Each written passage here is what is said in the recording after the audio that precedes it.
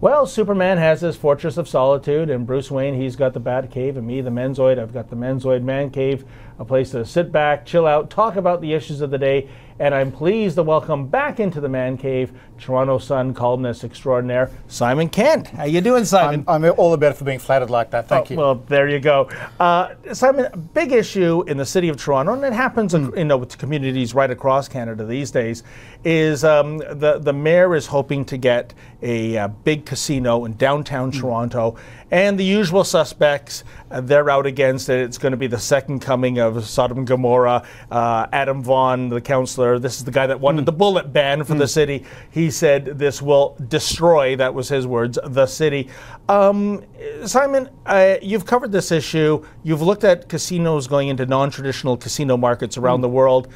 Does this mean the end of life as we know it if Toronto gets a Western casino? civilization thankfully still managed to stay upright and vaguely living and breathing in places like Singapore, in places like Malaysia. I mean, these are traditionally conservative societies that haven't been brought to their knees by having casinos. And I use Singapore as an example. They had a really vigorous debate on this for a couple of years, and then they decided, well, we'll go ahead and do it. They have 2 casinos on the waterfront. Crime hasn't risen. In fact, crime is going down in Singapore. The number of local people going to the casinos is actually dropping. Initially, they were interested, and then they've dropped off. So people come from overseas to the casino. And so there's no corresponding rise in crime or the end of civilization, as critics like Adam Vaughan, who gets terribly excited about the prospect of a casino in Toronto, but never bases any evidence for his arguments and just seems to pluck figures out of the air. Well, you know, the argument from the progressives is, A, it's going to introduce a criminal element to the city that wasn't there, which is just debunked. And secondly, well, you know, what if somebody goes and plays with the milk money, blows the mortgage payment? But, I mean, hey, there's an age restriction to casinos. You're an adult. If, you know, you can't control your gambling. And let's face it, they can do that now. They can get on a bus here in Toronto. I use Toronto as an example. They can go to Niagara Falls. They can go to the racetrack where there's 2,500 slots. These people live amongst us. These people who gamble live here amongst us in Toronto, but I haven't seen any buildings fall into the sea. Gambling exists, and it's not something I necessarily even enjoy or indulge myself, but I really get sick of the nanny state really intruding so often what we can do, what we can't do, how we can spend our money, and what people approve or disapprove of. Let people make their own life choices. Oh, absolutely, Simon. I mean, this isn't somebody putting a gun to someone's head and saying you must, you know, bet on black at the roulette table.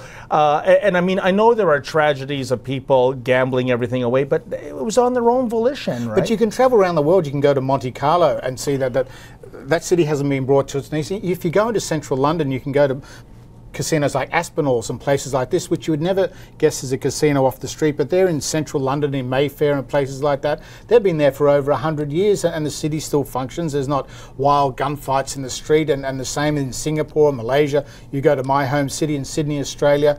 Every Australian major city has a casino and hasn't brought the country to its knees. Oh, and Simon, let's not go that far afoot.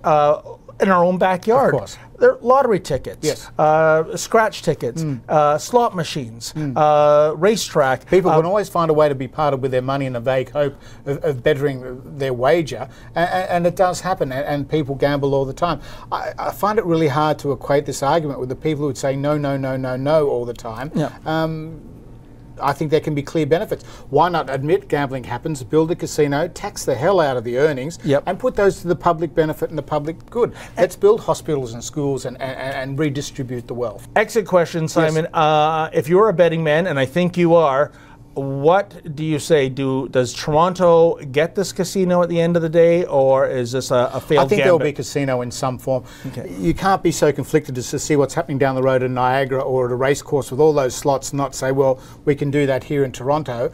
It's a matter of having the debate and then having either City Hall at the provincial level saying, let's do it, and this is how we do it. I'd say better than even's chance. Fantastic. I agree with you. And at the end of the day, I'd rather the money stay in our own backyard, of course, than go to some offshore gambling website somewhere where we don't see the benefits of that. Thank you so much, Simon Always Kent. a pleasure. Thank you. Always a pleasure indeed. And keep it here, folks, to Menzoid Mornings. More coming up right after this.